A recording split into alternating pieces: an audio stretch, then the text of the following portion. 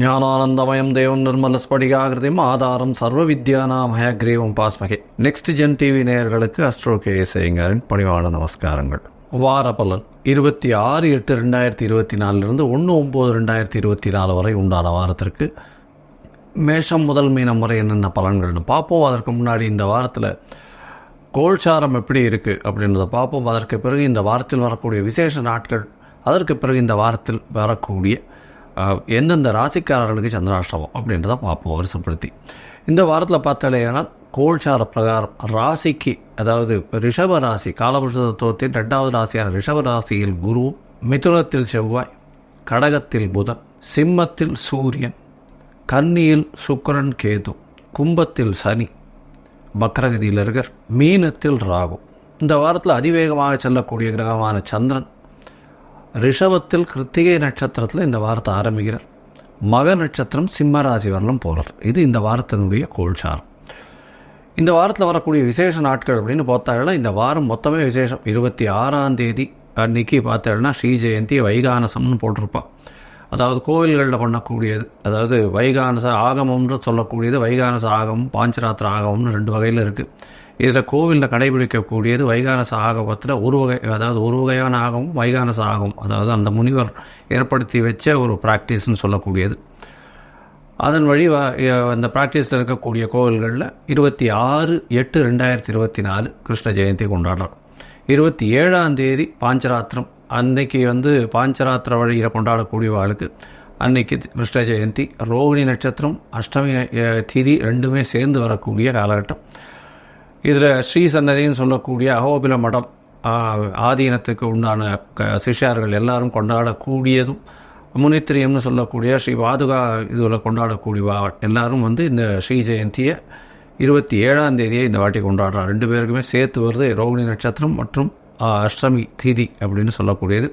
கிருஷ்ண ஜெயந்தி நம்மளுக்கு, அதாவது ராமாயணம் மகாபாரதம் ஒரு பெரிய இதிகாசம். இந்த இதிகாசத்தில் மகாபாரதத்தில் பகவத்கீதைன்றது ரொம்ப பெரிய விசேஷம். கிருஷ்ணனுடைய சரித்திரம் அப்படின்றது இந்தியாவை பொறுத்தவரைக்கும் ஒரு பெரிய ஏற்றத்தை கொடுக்கக்கூடியது. அதனால் இந்தியாவினுடைய ஒரு பெரிய இறையாண்மைன்னு சொல்லக்கூடியது இந்த கிருஷ்ண ஜெயந்தி விழா. நம்மளோட நார்த்தில் இருக்கவா ரொம்ப அதிகமாக கொண்டாடக்கூடியது கிருஷ்ண ஜெயந்தி, ராமநவமி, இது 2த்தையுமே. அதுவும் கிருஷ்ண ஜெயந்தி ரொம்ப பெரிய விசேஷமாக கொண்டாடுவோம். ராத்திரி எல்லாம் ரொம்ப விசேஷமாக இருக்கும். இங்கே பார்த்தாலேனால் மதுரா, துவாரகா இதெல்லாம் ரொம்ப ஏற்றமான ஒரு இதுவாக இருக்கும். கிருஷ்ணர் பிறந்ததை ரொம்பவும் பெரிய ஏற்றமாக கொண்டாடக்கூடிய காலகட்டம் இது. இந்த கிருஷ்ண ஜெயந்திக்கு அப்புறம் 27ஆம் தேதி அடுத்தது பார்த்தாலேனால் 28ஆம் தேதி அவமாகம்னு போட்டிருக்கும். அவமாகம் அப்படின்னா 3 நட்சத்திரங்களோ திதியோ ஒரே நாளில் வர்றது அவமாகம். இந்த காலகட்டத்தில் பார்த்தாலேனால், இந்த அவமாகத்தில் பார்த்தீங்களேனால் தசமி திதி 3 நாள் வர்றது. 3 நாள் வர்றதுனால அது அவமாகம். இதனால் நல்ல வேலைகள், அதாவது வீட்டுக்கு உண்டான இந்த வேலைகள் எந்த ஒரு ஃபங்க்ஷன்ஸ் அந்த மாதிரி வைக்க மாட்டான் இந்த காலகட்டத்தில்.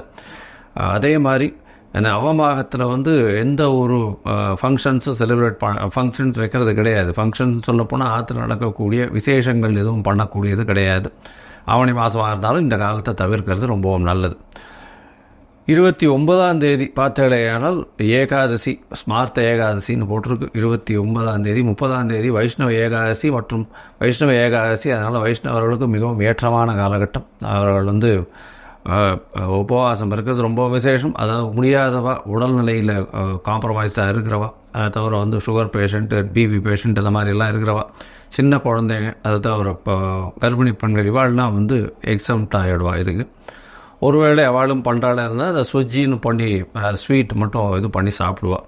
துவாதசி பாருன்னா அடுத்த நாள் பண்ணுவாள். நான் அடுத்த நாள் சாயந்தரம் பார்த்தாலேனா வெள்ளிக்கிழமை, அதாவது சனிக்கிழமை சாயந்தரம் சனி பிரதோஷம் வேறு. ஏன்னா சாயந்தரம் பிரதோஷ காலம் வேறு வருது. ஒரு 5:45 6:15 வரணும் தீபாராதனை சிவன் கோவிலில் நந்தியினுடைய முன்னாடியிலிருந்து நந்தி பின்னாடியிலிருந்து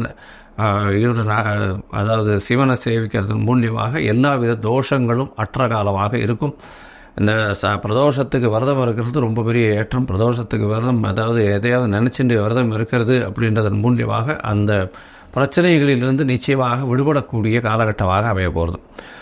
இந்த வாரத்தில் பார்த்தாலேயானால் ஞாயிற்றுக்கிழமை அன்றைக்கி திருதினஸ்பிருக்குன்னு போட்டிருக்கோம். 3 திதிகளோ ராசிகளோ அதாவது ஒரு நாள், அதாவது 3 நாட்கள் கண்டினியூஸாக ஒரே திதியோ ராசியோ இருந்ததுன்னா அது திருதினஸ்பிறகு. அதாவது திருதினஸ்பிறகில் பார்த்தேன்னா இந்த வாட்டி சதுர்தசி 3 நாட்கள் வர மாதிரி வருது. அதனால் பார்த்தேனால் 3 நாட்கள் கார்த்தால early மார்னிங் வந்து இருந்ததுன்னா அது ப்ரீவியஸ் டே கணக்கு வரும், அன்றைக்கி ஃபுல் டே வரும். அடுத்த நாள் கார்த்தால ஒரு நாழிகை இருந்ததுன்னா கூட அது 3 நாட்கள் கணக்கு வந்துடும்.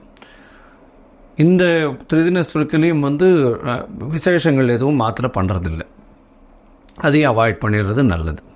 சரி, இந்த வாரம் எந்தெந்த ராசிக்காரர்களுக்கு சந்திராஷ்டமம் அப்படின்னு பார்த்தாலேயானால் இந்த வாரம் துலாம், விருச்சிகம், தனுசு, மகரம் இந்த 4 ராசிக்காரர்களுக்கு சந்திராஷ்டமம்னா உங்களுடைய ராசிக்கு 8ஆம் இடத்துல சந்திர பகவான் வரும்பொழுது மறையக்கூடிய காலகட்டம். அதனால் புதிய முயற்சி வேண்டாம், வெளியூர் வெளிமாநில பிரயாணம் வேண்டாம்னு சொல்கிறோம். அதாவது ஒரு நேயர் கேட்டிருந்தார், எதற்காக வெளிமாநில பிரயாணத்தை பற்றி சொல்கிறீங்க அப்படின்னர். அதாவது போகக்கூடிய காரியம் நல்லபடியாக ஆகணுன்றதுக்காக தான் போகிறது. ஒருவேளை நீங்கள் வந்து புதிய முயற்சியை அந்த காலகட்டத்தில் எடுத்து அதற்காக நீங்கள் வந்து வெளிநாட்டுக்கு செலவு பண்ணிட்டு போகணும், வெளியூருக்கு செலவு பண்ணிட்டு போகணும்போது அதில் தடங்கள் வறுமையானால் அது வந்து நல்லபடியாக இருக்காது. அதனால் அந்த காலகட்டத்தை அந்த நாளை அவாய்ட் பண்ணிடுறது நிச்சயமாகவே நல்லது. இதுக்காக தான் சொல்கிறோம். சரி, இந்த சந்திராஷ்டமத்தின் தாக்கத்தை குறையணும் அப்படின்னா சந்திர பகவானுக்கு உண்டான எளிய பரிகாரம் அப்படின்னு சொல்லக்கூடியது அகத்திக்கீரை கட்ட அருகில் இருக்கக்கூடிய கோசாலையில் பசுக்களுக்கு வாங்கி கொடுங்க. அதில் வந்து சந்திராஷ்டமத்தின் தாக்கம் நிச்சயமாக குறையும். சரி, இந்த வாரத்தின் பலன் 26/8/2024 1/9/2024 வரலும் உண்டான பலன்களை மேஷம் முதல் மீனம் வரை உண்டான ராசிக்கு பார்க்கலாம். அதற்கு முன்னாடி என்னுடைய மொபைல் நம்பர் கீழே ஸ்க்ராலிங்கில் போயிட்டு இருக்கோம். உங்களுக்கு அஸ்ட்ராலாஜிக்கல் கன்சல்ட் தேவைப்பட்டதுன்னா எனக்கு ஃபோன் பண்ணுங்க, உங்களுக்கு அப்பாயின்மெண்ட் தரேன். உங்களுடைய date, time, place of birth, உங்களுடைய பெயர், உங்களுடைய தாய் தகப்பனார் பெயர் இது வரலாம் அனுப்புங்க. உங்களுக்கு உண்டான ஜாதகத்தை போட்டு அதில் சந்தி இருக்கான்னு பார்த்து, பாத சந்தி, நட்சத்திர சந்தி, அதை தவிர வந்து லக்ன சந்தி, லக்ன பாத சந்தி, இது எல்லாத்தையும் பார்த்துட்டு, ஏன்னா எனக்கு தெரிஞ்சு நிறைய பேர் வந்து துளாராசின்னு சொல்லுவா, விருச்சிக ராசியில் இருப்பா. அதாவது விசாகம் 3ஆம் பாதம் 4ஆம் பாதம் சந்தியில் வந்திருக்கும். அதே மாதிரி லக்னமும் அந்த மாதிரி வந்திருக்கும். மிருகசீரிஷ நட்சத்திரம்னுவா ரிஷபத்துலேயும் இருக்கும், மிதுனத்துலேயும் இருக்கும். அந்த சந்தியில் பிறந்துட்டு அவள் மிதுன ராசிக்கு 40 வயசு 50 வயசு இருக்கும். அவள் வந்து பெருமாளுக்கு இது பண்ணிட்டு இருப்பாள். அதே மாதிரி நட்சத்திர சந்தி சில நேரத்தில் வந்து இது ராசி சந்தி, நட்சத்திர சந்தி வரும்போது பார்த்தேன்னா அதாவது மிருகசீரிஷம் 4ஆம் பாதத்துக்கும் திருவாதிரைக்கும் நடுவில் வந்து மாட்டேன்றோம். இந்த மாதிரியான விஷயங்களை பார்த்து உங்களுக்கு உண்டான ஹாரோஸ்கோப்பை போட்டு இன்றைய காலகட்டத்தில் இருக்கக்கூடிய இது கோல்சாரம் எப்படி இருக்குது, அதை தவிர உங்களுடைய தசாபுக்தி அந்தரம் சூக்ஷ்மம் எப்படி இருக்குன்றதை பார்த்து உங்களுடைய பிரச்சனைக்கு நிச்சயமான விடிவு காலம், அதை தவிர ஒரு எளிய பரிகாரம் என்ன இருக்குது அப்படின்றதையும் சொல்கிறேன். இப்போது ஒரு ராசியாக 26/8/2024 1/9/2024 வரலும் உண்டான ராசி மேஷம் முதல் மீனம் வரை உண்டான ராசிகளுக்கு என்னென்ன பலன்னு பார்க்கலாம். கடகம், புனர்பூசம், பூசம், ஆயில்யம் இந்த 3 நட்சத்திரம் 9 பாதங்களை கொண்ட ராசி. ராசியின் அதிபதினு சொல்லக்கூடியவர் அதிவேகமாக செல்லக்கூடிய சந்திர பகவான். இந்த வாரம் பார்த்தடையானால் 26/8/2024 1/9/2024 வரலும் உண்டான வாரத்தில் உங்களுடைய ராசிக்கு 11ஆம் இடத்துல தனிச்ச குரு இருக்கிறது பெரிய விசேஷம். 11ஆம் இடம் ரொம்ப வலுப்பட்டு போகிறது. குரு பகவான் இருக்கிறதுனால உங்களுடைய அதாவது உங்களுடைய யோக கிரகங்களில் ஒருவர் வந்து குரு பகவான், அவர் 11ஆம் இடத்துல இருக்கிறது பெரிய விசேஷம். இதன் மூலியமாக மூத்த சகோதரர்களுக்கு மூலியமாக நல்ல ஒரு ஏற்றமான செய்தி வரும். அஷ்டமத்தில் சனி இருக்கேன்னு பயப்பட வேண்டாம். கடகராசிக்காரர்களுக்கு இப்போது வந்து வக்கரகதியில் இருக்கிறதுனால பெரிய மாற்றங்கள் எதுவும் வரக்கூடிய வாய்ப்புகள் இல்லை. சிறு சிறு பிரச்சனைகள் வரக்கூடும். அதுவும் வந்து உங்களுடைய தொழிலில் ஒரு கொஞ்சம் பின்னடைவு இருக்கக்கூடிய வாய்ப்புகள் நிச்சயமாக உண்டு.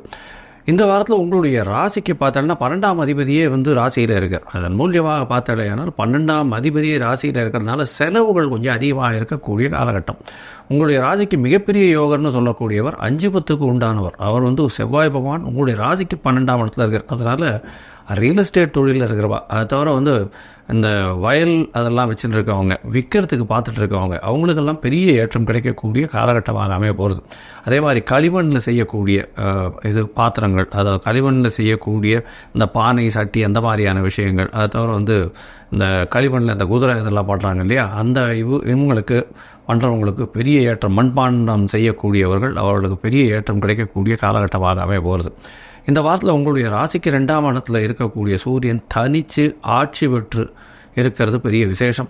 இதன் மூலியமாக பேச்சில் ரொம்ப ஜாகிரதையாக இருக்கணும். குடும்பத்தில் நல்ல ஒரு ஏற்றம் இருக்கும். ஏன்னா பேச்சில் ஜாகிரதையாக இருக்கணும்னு சொல்கிறது காரணம் வந்து சனி பகவானால் பார்க்கப்படுறதுனால நீங்கள் பேசக்கூடியதை தவறாக புரிந்து கொள்ளக்கூடிய காலகட்டமாக அமைய போகிறது. உங்களுடைய ராசிக்கு 3ஆம் இடத்துல கேது பகவான் இருக்கார்.